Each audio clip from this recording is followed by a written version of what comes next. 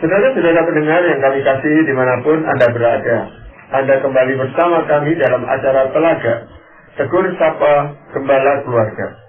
Saya Gunawan Santoso dari Lembaga Bina Keluarga Kristen akan berbincang-bincang dengan Bapak Pendeta Dr. Paul Gunadi. Beliau adalah seorang pakar dalam bidang konseling. Perbincangan kami kali ini merupakan kelanjutan dari perbincangan kami pada kesempatan yang lalu, yaitu tentang berawal dari satu. Dan kali ini kita akan membicarakan tentang pasangan yang berfungsi secara tidak efektif. Kami percaya acara ini pasti bermanfaat bagi kita sekalian, dan dari studio kami mengucapkan selamat mengikuti. Pak Paul, karena ini merupakan perbincangan yang berseri, Pak Paul, ya, supaya para pendengar kita bisa mengikuti perbincangan ini dengan baik. Mungkin Pak Paul bisa mengulas secara singkat apa yang kita perbincangkan terdahulu, Pak.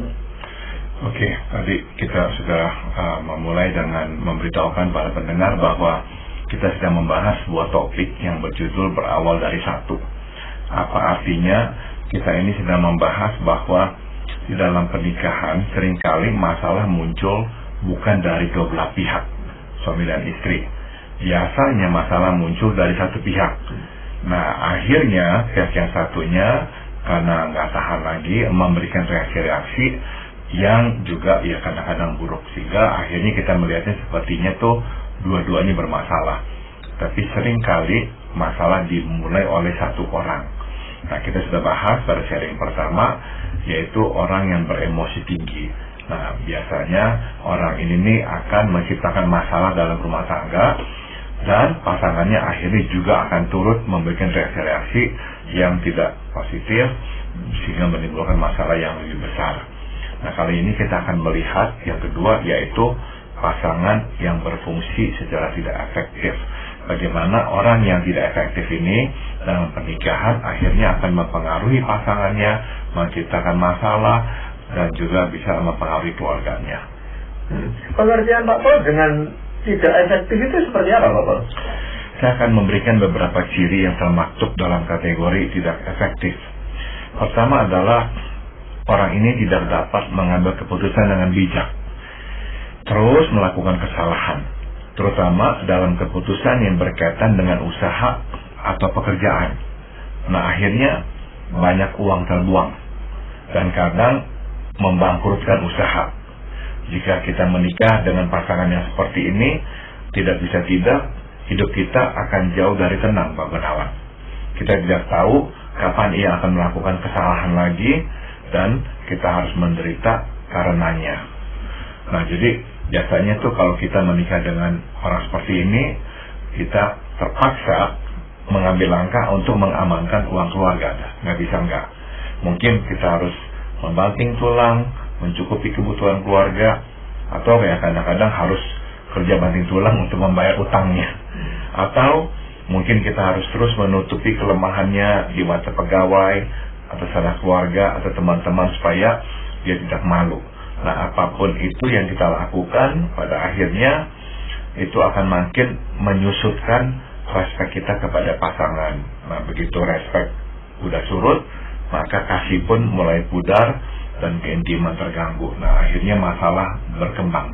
Biasanya orang seperti ini menyadari tidak bahwa dia itu kalau mengambil keputusan seringkali tidak bijaksana, itu dia bisa menyadari tidak? Masalahnya enggak, Pak Gunawan. Kebanyakan dia itu beranggapan bahwa yang salah orang lain, begitu. Nah, dia nggak bisa melihat bahwa seharusnya dia udah belajar dari pengalaman yang lalu.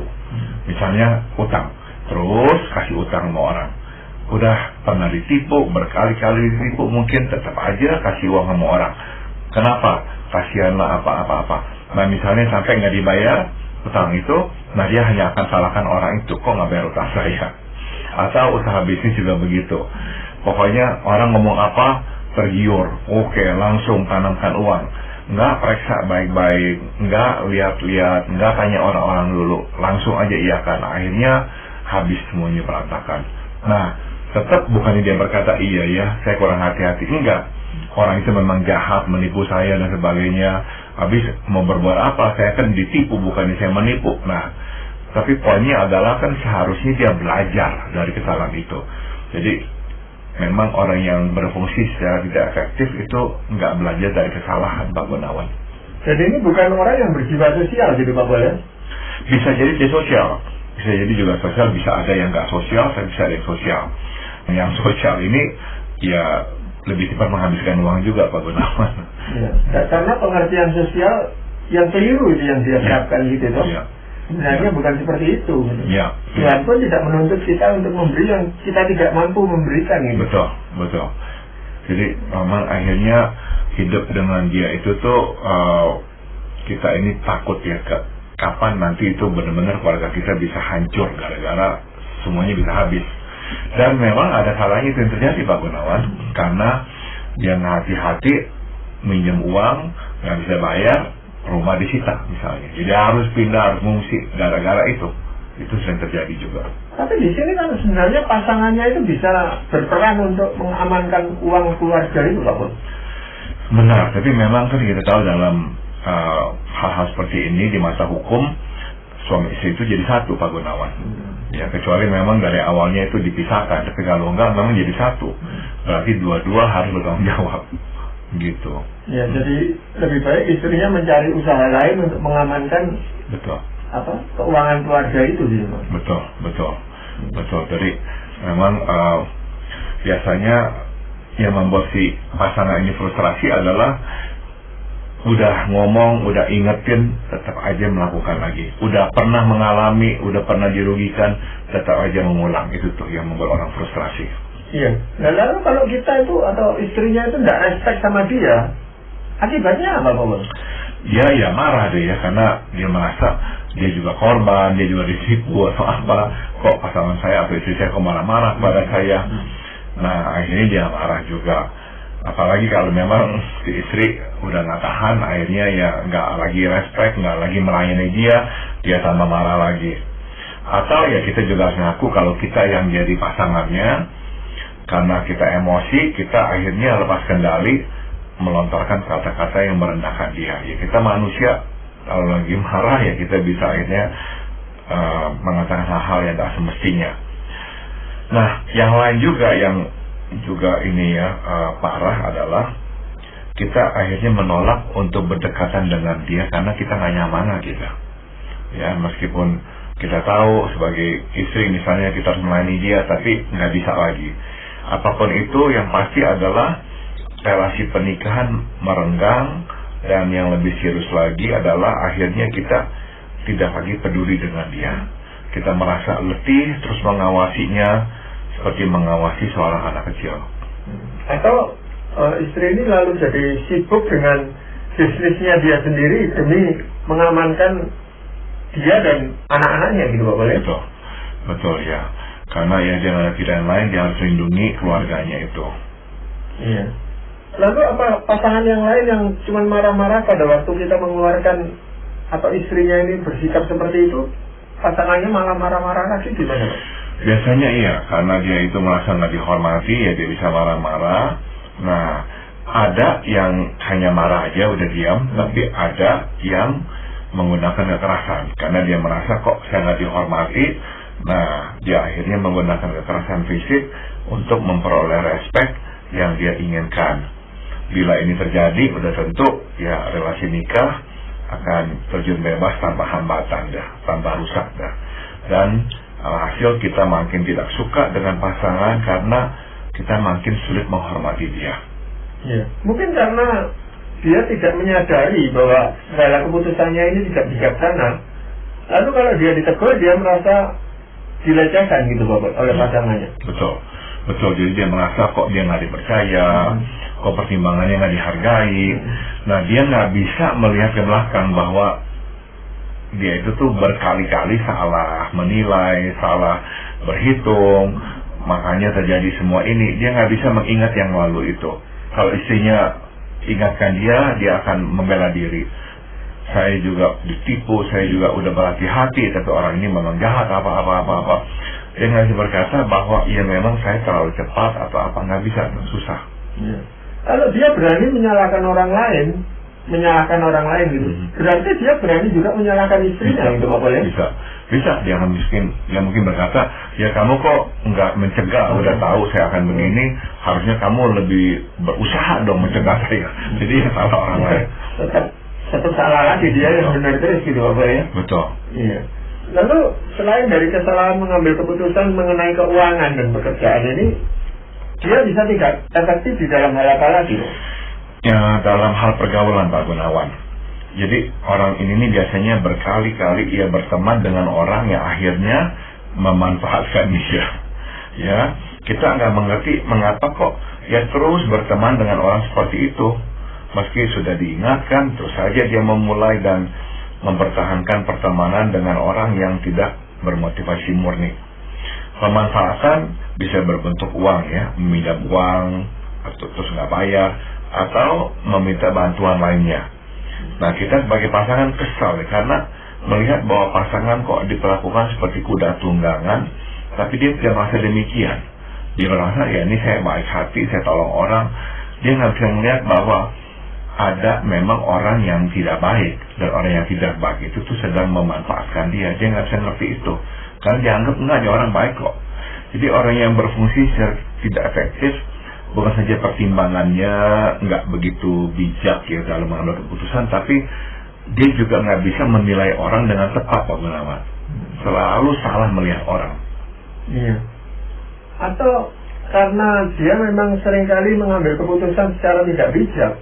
Jadi di dalam berteman pun dia sangat terpengaruh dari itu. Asal-asalan aja Pak Bos. Dia butuh orang yang bisa mengerti dia gitu. Asal orang itu mau tunduk kepadanya, ya dia rela mengorbankan termasuk harta bendanya juga sekaligus gitu. Iya. Atau orang itu ya karena ngerti bagaimana bisa memanfaatkan dia, ya mengatakan kata-kata tertentu yang membuat dia senang, memuji dia atau apa, atau memberikan sikap, aduh saya lagi susah, tolong saya dong.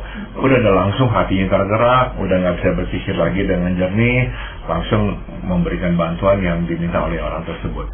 Tapi dia tidak mempertimbangkan keluarganya gitu, bahwa keluarganya juga membutuhkan dana dari dia gitu, keuangan. Betul. Nah seringnya kan Pak Gunawan orang yang seperti gini ini akhirnya nggak menghasilkan uang karena uang habis. Sebab apa? Pertimbangannya nggak begitu bijak sehingga dalam pengambilan keputusan soal bisnis dan sebagainya nggak membuahkan hasil. Jadi biasanya orang seperti ini nih ya akhirnya tuh nggak menghasilkan. Yang menghasilkan akhirnya adalah si istrinya atau pasangannya. Nah berarti waktu dia itu tuh jor-joran tolongin orang, dia pakai uang siapa? Iya. Bukan uang dia. Bukan uang dia. Gitu. Tapi uang pasangannya. Nah, dia tambah nggak merasa apa-apa karena ya bukan uang dia juga gitu. Dia nggak merasa apa-apa. Jadi efeknya ini memang bukan cuma terhadap orang itu sendiri, diri orang itu sendiri, tetapi menyangkut lebih banyak orang lagi gitu Bapak ya. Betul. Jadi kalau saja efeknya itu hanya terbatas pada dirinya, saya kira ya mungkin kita masih sanggup lah menoleransinya. Masalahnya adalah seringkali pemanfaatan itu berdampak pada keluarga. Selain uang, hal lainnya adalah waktu.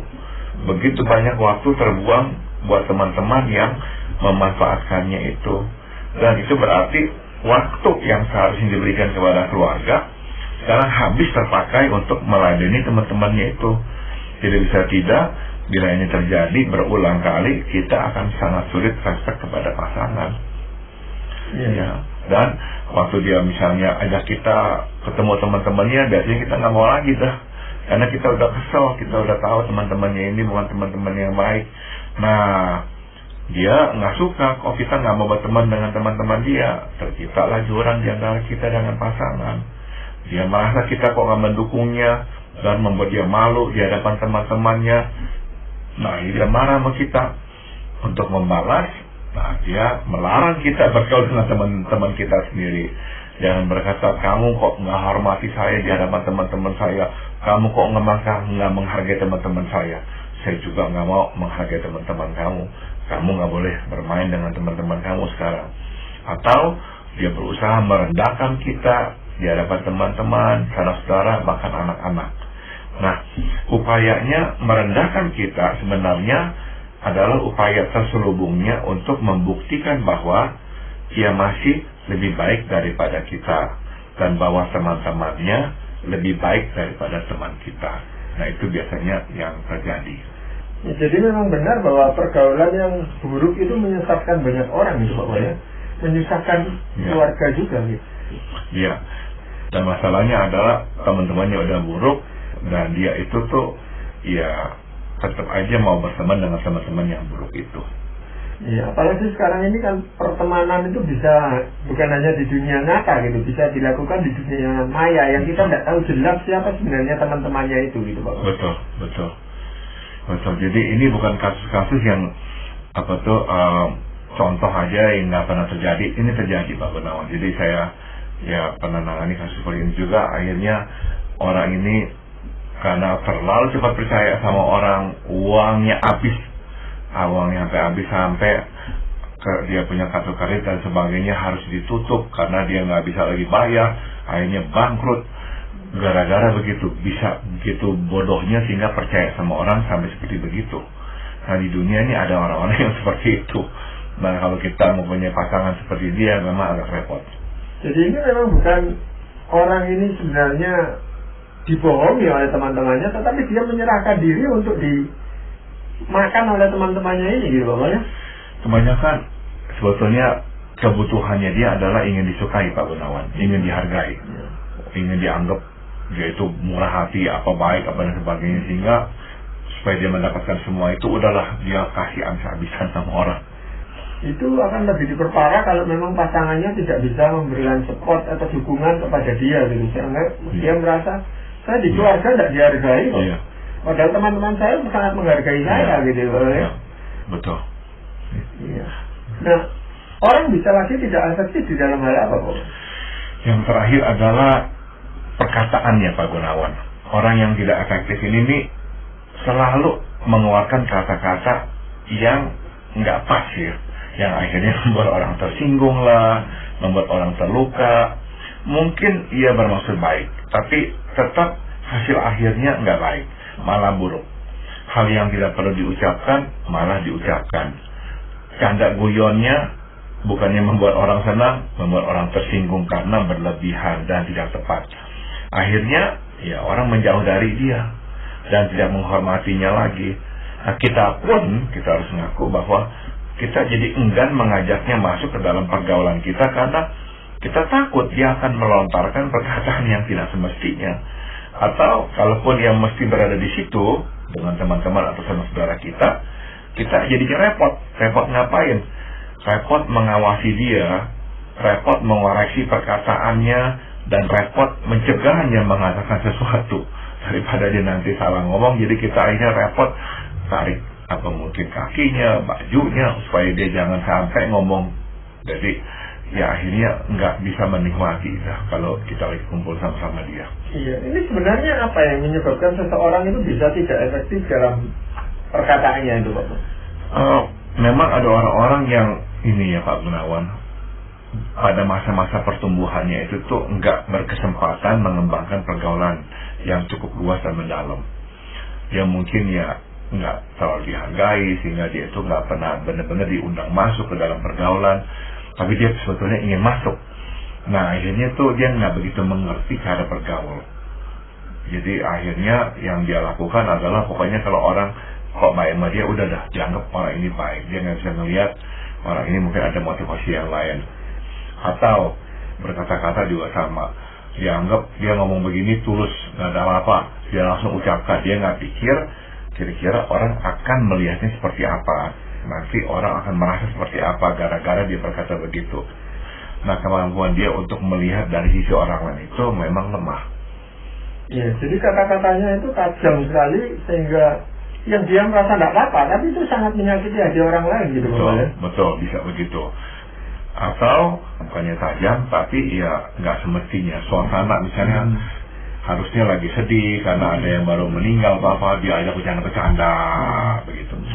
Hal-hal kecil kayak begitu yang membuat kita akhirnya bertanya-tanya, kok kamu nggak ngerti ini kan suasananya lagi sedih, kamu jangan bercanda, apalagi ada orang yang lagi berduka di depan kita itu. Tapi dia nggak mengerti gitu, karena memang kemungkinan besar dari awalnya dia nggak mempunyai kesempatan untuk bergaul dengan orang. Iya, dan itu kalau dia mempunyai atau dikaruniai anak-anak ini akan bisa mencontoh caranya dia berkomunikasi yang tidak efektif itu Pak Boleh. Bisa, betul. Atau kalau anak-anaknya itu akhirnya lebih dekat dengan pasangannya atau mamanya, nah dia anak-anak itu nggak hormat lagi kepada dia, bahkan bisa malu sama dia, karena nanti takut kalau anak-anaknya lagi pergi sama teman-temannya, papanya muncul, papanya akan ngomong hal-hal yang nggak tepat, nah dia malu. Jadi ya akhirnya memang dia itu dikucilkan. Nah makin dikucilkan, dari Pak Gunawan ngomong betul, dia makin cari teman, sembarangan teman. Gitu. Dan orang seperti ini seharusnya dia suka marah-marah gitu, nggak mesti ya Pak Boleh? Nggak mesti. Ya dia orangnya memang ya tenang gitu ya, nggak marah-marah. Tapi ya itulah keputusannya itu tuh, aduh kok salah lagi, kok nggak bisa menilai situasi, kok nggak bisa menilai orang, kok nggak bisa ngerti perasaan orang, ya itu dia.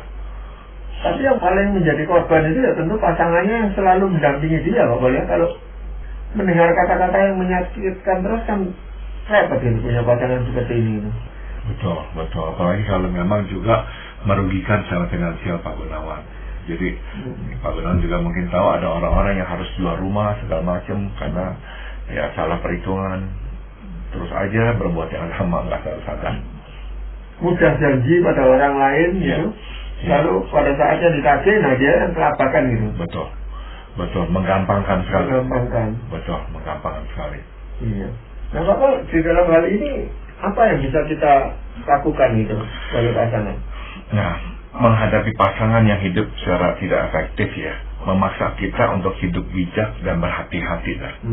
Secara finansial, kita harus selalu menyisihkan uang dan mengamankannya, bukan untuk diri sendiri tapi untuk masa depan anak-anak kita. Nah, berkaitan dengan pergaulan, ya udah kita pun terpaksa membatasi ruang geraknya dalam lingkup pergaulan kita, karena kita tidak mau dia merusak hubungan kita dengan teman-teman atau sanak saudara kita.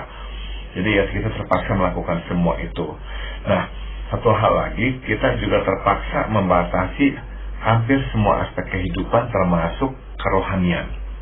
Maksud saya, janganlah sampai kita terlalu banyak mengeluarkan kata-kata yang rohani kepadanya, sebab dalam keadaan marah, karena merasa tidak dihargai, dia akan makin marah dan tidak suka dengan hal-hal yang rohani.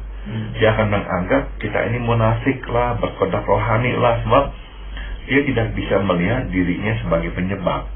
Ya, jadi maksud saya, kalau kita kebanyakan kasih nasihat-nasihat rohani lah kepada dia, tapi kita juga memang membatasi, kita juga nggak percayakan uang kita kepada dia dan sebagainya, nah dia akan menggunakan perkataan kita yang rohani itu untuk menyerang kita. Dia akan berkata, kamu itu hanya kasih saya nasihat rohani, kamu nggak bisa percaya sama saya, kamu nggak bisa memberikan pertolongan yang saya butuhkan. Nah, jadi dia pakai itu keimanan kita. Kamu percuma lah jadi orang Kristen sebab perbuatanmu seperti begini kepada saya. Nah, maka sebaiknya kita juga nggak terlalu banyak bicara tentang hal-hal rohani kepada dia. Jadi intinya kita harus membatasi dalam segala hal, dalam berkomunikasi atau berhubungan dengan pasangan yang seperti ini, yang tidak efektif ini, dan mengajarkan kepadanya bagaimana sebenarnya hidup secara efektif itu bisa berguna bagi dirinya dan juga keluarganya. Betul, jadi akan harus ada usaha perlahan-lahan ngomong sama dia, yakinkan dia bahwa ya ini kurang tepat, sebaiknya begini, boleh nggak aku kasih pendapat, coba dengarkan aku, jadi terus begitu. Ya meskipun kita capek, kemungkinan besar juga dia nggak dengerin, tapi udah kita coba lagi. Namun ya dalam hal yang tadi saya sebut itu mengenai rohani, kita juga mesti bijaksana gitu. Jadi kita tunjukkan kerohanian lewat perbuatan agar, nah sesuai dengan 1 Petrus pasal 3 ayat 1, agar dia tanpa perkataan dimenangkan oleh kelakuan kita. Memang tindakan kita atau perbuatan kita, sikap kita terhadap dia itu akan bicara lebih kuat daripada mulut kita kalau seperti ini Bapak. Iya. Memang beratnya gini Pak Gunawan. Beratnya adalah dia harus mengaku bahwa dia itu tuh tidak bijaksana, tidak sebaik pasangannya. Nah, itu yang susah diakui. Kalau aja diakui bahwa iyalah saya itu tuh nggak gitu ngerti, saya itu tuh nggak bijaksana dalam mengambil keputusan, saya nggak bisa ngeliat dengan jelas, tapi pasangan saya bisa, ya udah mendingan saya konsultasi sama pasangan, dapat dia masalah ini nggak ada Pak Gunawan. Tapi masalahnya adalah dia memang nggak mau tuh konsultasi, dia tetap mau tunjukkan dia bisa, mau membuktikan dirinya dia sama seperti istrinya misalnya, tapi akhirnya kejauh lagi. Iya, dan ini biasanya tambah lama tambah parah gitu, bukan tambah dia keluar dari permasalahannya, melainkan makin dalam di dalam permasalahan itu Pak. Betul. Nah ini bisa terjadi memang ya, baik laki-laki pada perempuan ya, kita pun ya, ada istri yang begitu juga, sehingga benar-benar menghabiskan uang si suami, ada yang kayak begitu. Iya. Dan ini juga peran suami terhadap istrinya juga tidak cukup hanya dengan kata-kata, tetapi si suami ini harus memberikan teladan yang baik bagaimana hidup secara efektif itu. Ya, baik Pak Paul, terima kasih untuk perbincangan ini, dan para pendengar sekalian, terima kasih Anda telah mengikuti perbincangan kami dengan Bapak Pendeta Dr. Paul Gunadi dalam acara Telaga Tegur Sapa Gembala Keluarga. Kami baru saja berbincang-bincang tentang pasangan yang berfungsi secara tidak efektif. Bagi Anda yang berminat untuk mengetahui lebih lanjut mengenai acara ini, silakan menghubungi kami lewat surat. Alamatkan surat Anda ke Lembaga Bina Keluarga Kristen atau LBKK, Jalan Cimanuk 56, Malang. Kami juga mengundang Anda mengunjungi situs kami di www.telaga.org. Saran-saran, pertanyaan, serta tanggapan Anda sangat kami nantikan. Dan akhirnya dari studio kami mengucapkan terima kasih atas perhatian Anda, dan sampai jumpa pada acara Telaga yang akan datang.